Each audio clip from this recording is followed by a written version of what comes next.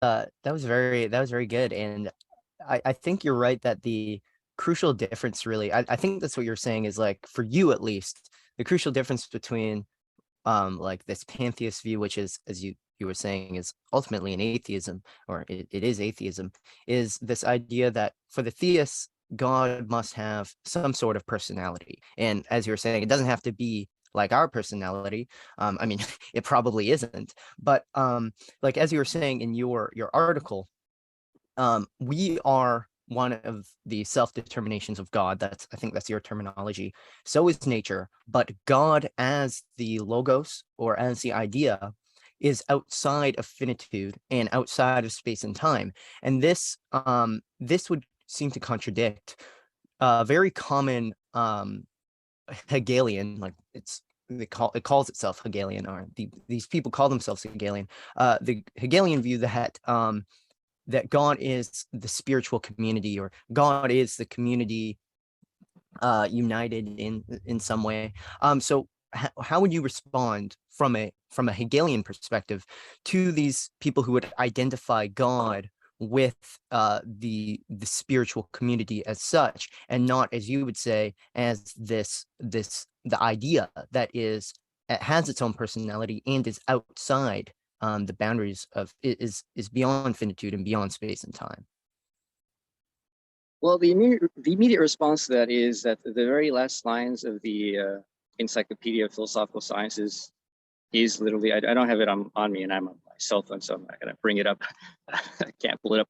But Hegel says something along the lines of literally the last sentence, that with the whole system being completed, we are left with an understanding that the idea, purified of its external appearances, which are merely appearances ultimately, nature, even we, to a certain extent, are merely finite appearances, and that the idea for itself is pure knowledge, thinking itself. It's Hegel even quotes Aristotle on this, and it's a very, very weird statement to make, because he says it's just not. He does say that it's independent self-knowing, just pure knowledge in and for itself, so that there is a sense in which we have nature, spirit, and the idea. And he even gives this example of 3 syllogisms of ways in which we can interpret the system as a whole.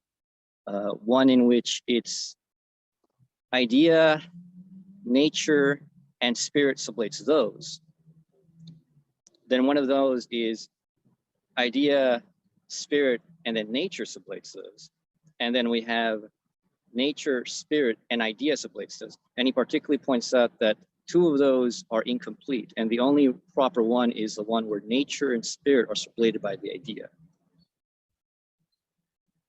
So there's that. And the other more common sense argument I would give would be that the idea that we as human community are the completeness of God is obviously nonsense, because God can't be limited to this mere reflective understanding of itself. And Hegel even notes this in the passage I'm talking about. He notes that there is a finitude in the fact that for us, all we can do, all we have access to, is the retroactive reflection in which we can comprehend that, logically speaking, the entirety of the world is a presupposition of spirit. But we can't engage that positing ourselves. Our thoughts don't become immediately reality. We have to mediate through labor, and we are limited by the capacities of our finite materiality. But God cannot. God cannot have this limitation. It's impossible. To put it in a technical sense, God has intellectual intuition, whereas we do not. For God, his thoughts, their thoughts, are the reality. God thinks fire, and fire actually exists objectively. We think fire, and we just have an image in our heads. And if we want to actualize it, we have to go through the process of, step by step, making it fire. There's no problem like that for God. So that doesn't make sense that we would think that the absolute is limited to just merely this retroactive reflection. It doesn't make any sense.